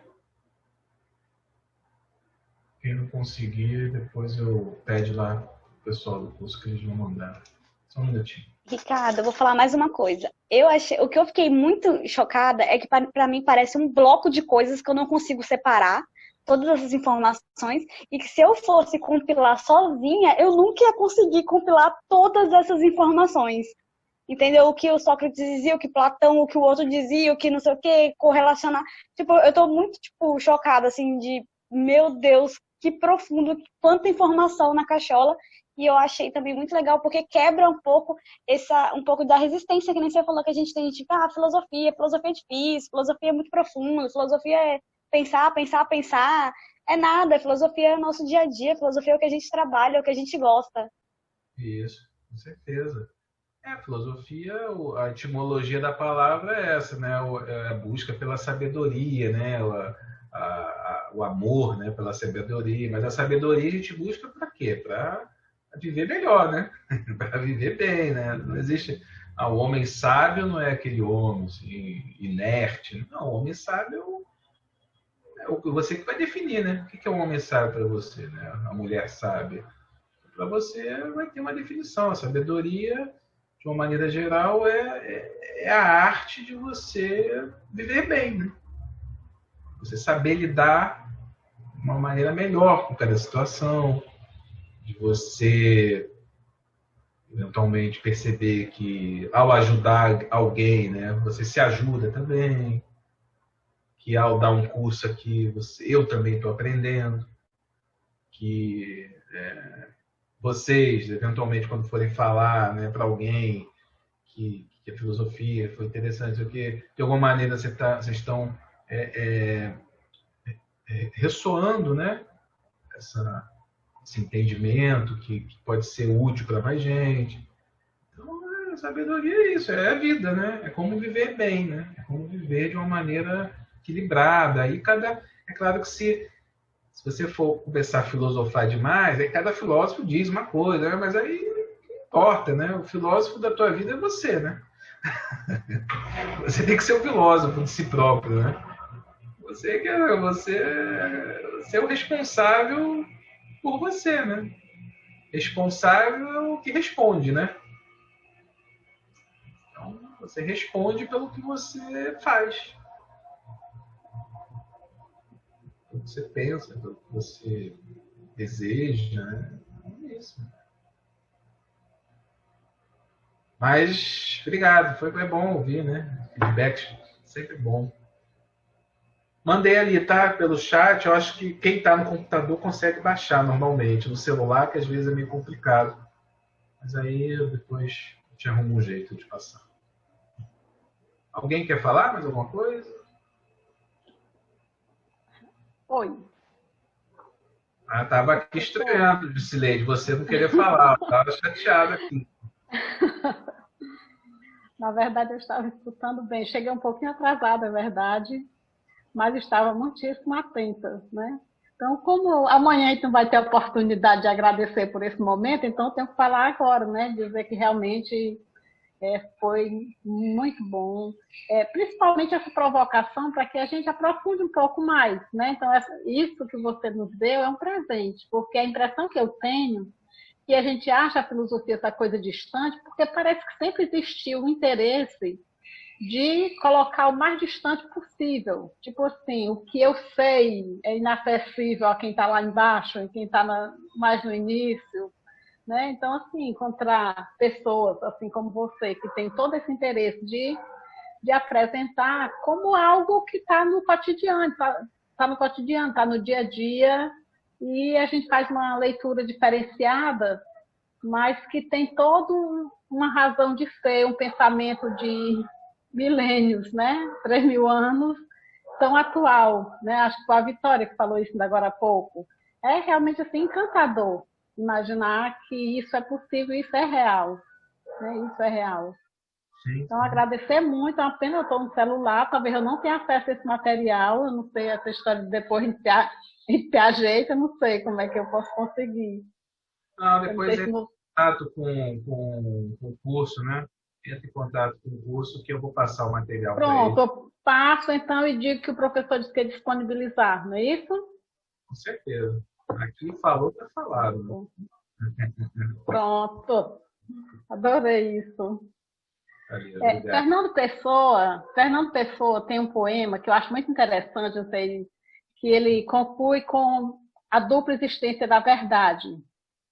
Ele é curtinho, mas ele fala exatamente disso. Eu vi que você estava, né, reforçando bem esse ponto, essa importância da gente compreender e me fez lembrar, onde ele fala de uma conversa que escutou de dois amigos que falavam a verdade, cada um disse uma coisa, mas e não era ponto de vista diferente, né? Ele afirma isso. E aí ele conclui dizendo que ficou confuso com a dupla existência da verdade, né?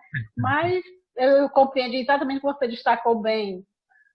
A verdade absoluta, não. Mas a minha verdade, ela é minha, eu tenho. Tanto quanto o outro também tem, né? Os medianos, no caso. Cada um está com uma verdade, exatamente por isso que estão naquele conflito. E o mediador há de ser realmente esse parceiro para que eles descubram, né? Que se cada É, um está certo, nenhum quer olhar o ponto de vista do outro, fica difícil. Né? o Então, assim, Fernando muito interessante essa colocação que você fez.